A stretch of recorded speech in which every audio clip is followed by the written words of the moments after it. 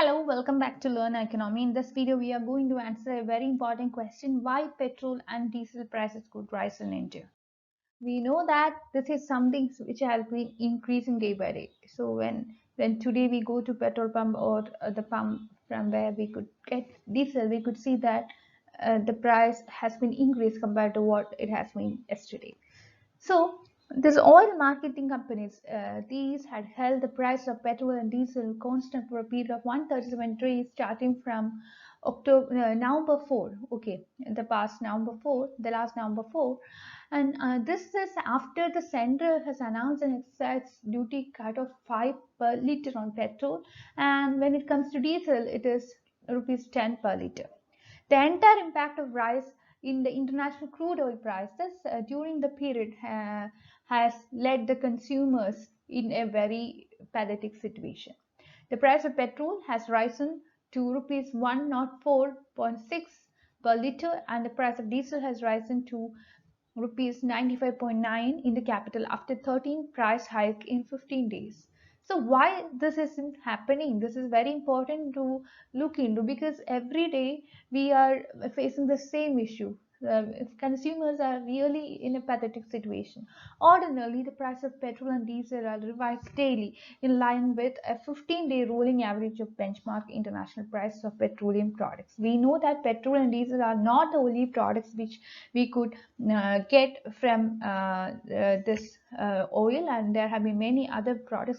There have been a very wide variety of products that we'll be getting, that we are actually getting from this oil.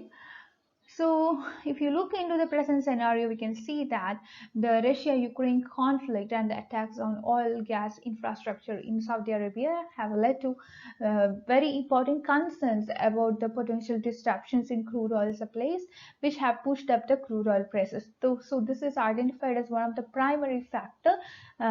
These two events are considered to be two important factors that have led to the increase in crude oil prices. Coming to the context of India, we could see that India is the third largest oil consumer in the world, and India is importing more than 80% of its requirement of crude, and that of more than 60% of its need from oil and petroleum exporting countries. Recently, if you look into the international scenario, you can see that Iraq has become the largest exporter of oil when it comes to India. So this is one of our major trading partner, that is Iraq. We are importing a large supply of oil from Iraq, and this is followed by Saudi Arabia. Then we have Iran, then we have Kuwait, then we have Venezuela, then we have Nigeria. So actually, this is what we are doing right now. Coming to the relationship with Iran, we can see that India purchases 10% of its requirement from Iran, and this is third largest supplier to India. Okay, after Iraq, after Saudi Arabia, we have Iran. It provides a credit of 60 days. Iran actually supplies 2.4 million barrels per day of crude to the international market. This is coming the scenario of international market, not with respect to India alone. The value of import bill for oil has increased by 76% in July from a year earlier to $10.2 billion, and increasing crude oil prices. This will definitely ensure that the current account deficit of India will reach a very high position. So we will be indebted to many countries from where we are importing crude oil and petroleum products. Coming to the pricing financial, we can see that this is something which had been deregulated in 2002, and the price of petrol was deregulated in 2010, and that of diesel was deregulated in 2014. Coming to the present government, we can see that this is something which we are doing with what to say GST, goods and service tax, is something which is very important. So when it comes to petrol, when it comes to diesel, there has been a very important question whether we need to include petrol and diesel under GST or not. So what will happen if we include petrol and diesel under GST, or petroleum products under GST? So we need to understand all these kinds of things. We know that we are getting a lot of products like diesel or naphtha, furnace oil, all these things, LPG, all these things are actually what to say, is taken into GST. So all these are under GST. LPG, naphtha, furnace oil, light diesel, all these are under GST. But some other petroleum products are out of the ambit of GST. These include crude oil, high-speed diesel, petrol, natural gas, aviation, turbine oil, turbine fuel, etc.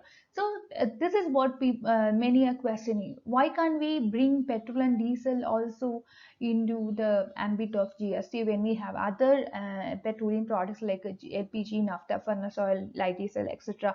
already in the ambit of GST? So this is something the government has been facing, and people have been facing this question. Government has been facing this question. The government incurs subsidy costs, as not all the fuel prices are linked to the market price. Components of kerosene, components like kerosene, LPG are still provided with government subsidy. If you look into the financial year, the current financial year, you can see that the government has allocated a huge sum into this, and this will increase the subsidy burden of the government, especially when the government is facing a very huge current account deficit problem with respect to import of petrol and petroleum products.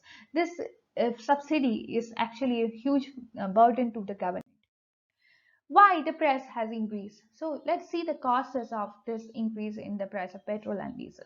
Variation in supply is a very important factor. We have seen that as a result of this war between Russia and Russia and Ukraine, and also the problem which happened in Saudi Arabia. All these are actually causing some variation in the supply of petroleum products to the international market, and also stronger dollar is causing a very when our rupee is devaluated, or when we are facing some kind of depreciation, what we could see is that dollar is getting stronger and stronger compared to our domestic currency. So this will make us to pay more in the international market. And also when some countries like India are import dependent with respect to petroleum products, this will make our country to pay for the higher price in the international market, even though what to say, even though the price is very high in the market, international market, because we can't do away with the use of petrol and diesel. Our vehicles are running with these, our industries are running with these, our factories are running with these, and many sophisticated construction activities are also using many petroleum products. So these would be making many countries like India import dependent, even though the price of the petroleum products are very high. We will need to make use of these products irrespective of high prices in the market. Despite having high prices, we purchase these. Then sanctions on Iran. So this too is causing a major impact in the international scenario, which will have its repercussions in the higher price, in the form of higher price in the price of the petrol and diesel in the international market, will lead to higher CAD. So, where another important question, the higher crude oil prices definitely increase our current account deficit, because we are paying more compared to what we had yesterday. If the crude oil prices rise today compared to what it was yesterday, we are facing a huge import bill. So our import will get costlier, and we are actually adding to our current account deficit. Indian export will become costlier in the international market, thereby increasing the trade deficit as well as the current account deficit. As we have already told, the dollar will flow from India to the country from where we import the petrol as well as petroleum product.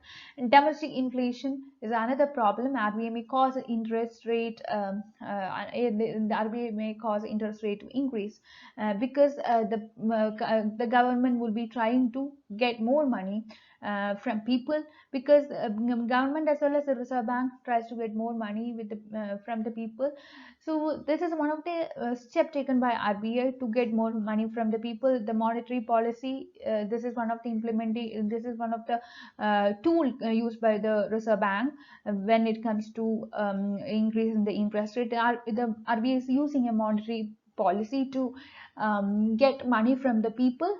So it is actually, what to say, it is not injecting money into the economy, it is actually taking all the money from the economy when there is inflation kinds of situation, and when the Reserve Bank faces with some kind of crisis. So impact on the finances of the government, as I have already told, this will definitely increase the trade bill, this will definitely increase the current account deficit. The government's subsidy bill, if it is increasing, that too would give a burden to the government. The government may go for borrowing. There too, the government will fall into what is known as a debt trap. Chances are very high for that. And when it comes to household, we can say that the expenditure on fuel consumption will increase because your vegetables, your eatables, all these things are traded from one place to another, transported from one place to another with the use of petrol or diesel, whatever it may be, because transportation is very it will become very expensive. Transportation expenditure would increase, so this will increase your food prices as well. It may lead to food inflation as well. When there is fuel inflation, it can lead to food inflation as well. This may affect your industrial growth. As I have already told, this in petrol, diesel, petroleum products are something which is considered to be a raw material for production process. This will limit your production. This will affect your CAD. This will affect your fiscal deficit. This will affect your growth. And the higher the inflation, this will lead to borrowing costs. This will lead to political costs. This will lead to a crisis in the economy. The price of petrol in Delhi in 2014 was actually around rupees 52, and today it has crossed rupees it was increased than 72. Now we know that it is more than 100 right now. So on the face of it, the difference is too large, but adjusted with inflation, the differential will be marginal. But for the price sensitive common man in India, the difference is too huge, it's too big, it's a burden, it represents a failure on the part of the government of the present. Coming to the criticism with respect to this aspect, we can see that the government has increased excess duties with respect to petrol and petroleum products, which has led to problems with respect to price increase. And the taxes on petrol by the central government has increased. Excess duty has increased.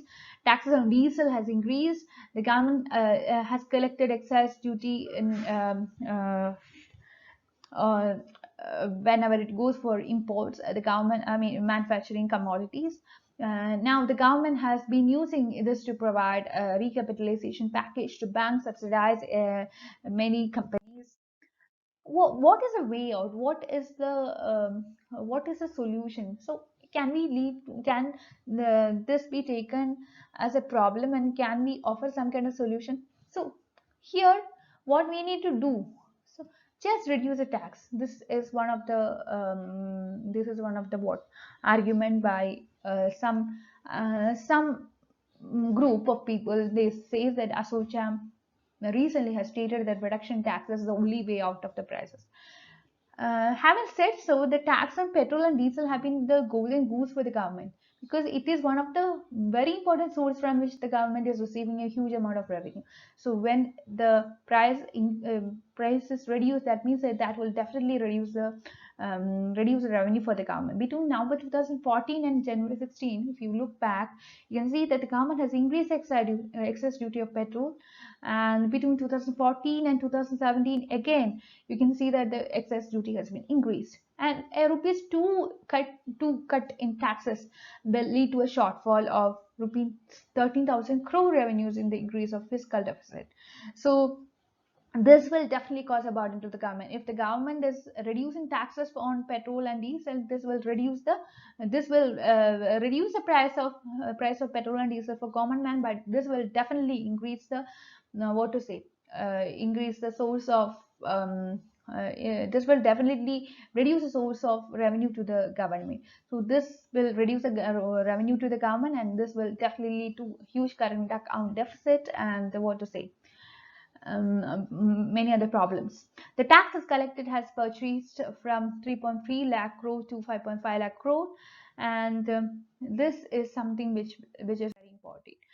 And who is in a better position to cut taxes, the center or the state? Whether anyway, tax reduction is very important in order to make the common man come out of the problem of price rise in petrol and diesel. Now the price has crossed hundreds, as we have already told. Now, who has the authority to deal with price cut in the petrol, price cut in the price cut in petrol and diesel? Whether the center should do, or the state should do, or both should do. The center imposes duties based on the per liter aspect, whereas the state imposes ad valorem tax, which increases the earning of the state as per price increases. So, as a result of the same, you can see the state government is in a better position to cut down the taxes compared to what can be done with the help of central government. Having said so, the states have argued against the introduction of GST, has already dealt with the blow to the earnings of the state, and the state have a fiscal deficit issue in this regard. If you look into the duration between 2004 and 2008, you can see that the same thing has happened. The government, in order to provide some kind of cushion to the consumers in the form of subsidy, what the government has done is that the government has gone for the issuer of oil bonds, and this has led to an erratic financials for the government. Now, coming to bringing all these things into GST, under the ambit of GST, if you look into that, you can see the state have made a revenue of over 3 lakh crore in the form of tax on petrol and diesel, and it is, if the petrol, diesel, all these kinds of items are brought under the ambit of GST, then the rate has to be much higher. GST on petrol and diesel. So this GST will be applicable. GST, if it is made to come to petrol and diesel, this will be 28% and above. And this, if this is done, then the central government will have to decide if it is ready to let it go. No pure GST, rather will be a combination of GST and VAT. So definitely this will be a problem. The central will be issuing GST, the state will be issuing state GST, there will be VAT. So we know that if there is GST, there won't be VAT, but central GST would be there, state GST would be there. That will definitely increase the price for the consumers from consumers' point of view. So this may reduce the dependence to some people. I mean, for some group of people, this is what their argument is. And India has proposed the oil buyers club. This would be a grouping of India, China, Japan, and South Korea. These would be the countries in the oil buyers club, and the main objective of this is to reduce the dependence on oil and petroleum exporting countries, have better bargains, increase the imports of crude oil from USA, etc. So this idea was put forward by Manishankar Iyer in 2005 to create a stabilization fund or reserve account. By taking into consideration some other countries as well, like Thailand and UK. All these countries have this stabilization fund or reserve account already in use. So that's all for today. Please like, share, and subscribe to this channel for more videos. And you can be a part of my Telegram group and Telegram channel to discuss your doubt. That's all for today. Thank you. I'll be providing the links of both my Telegram group and Telegram channel in the description box. That's it. Thank you.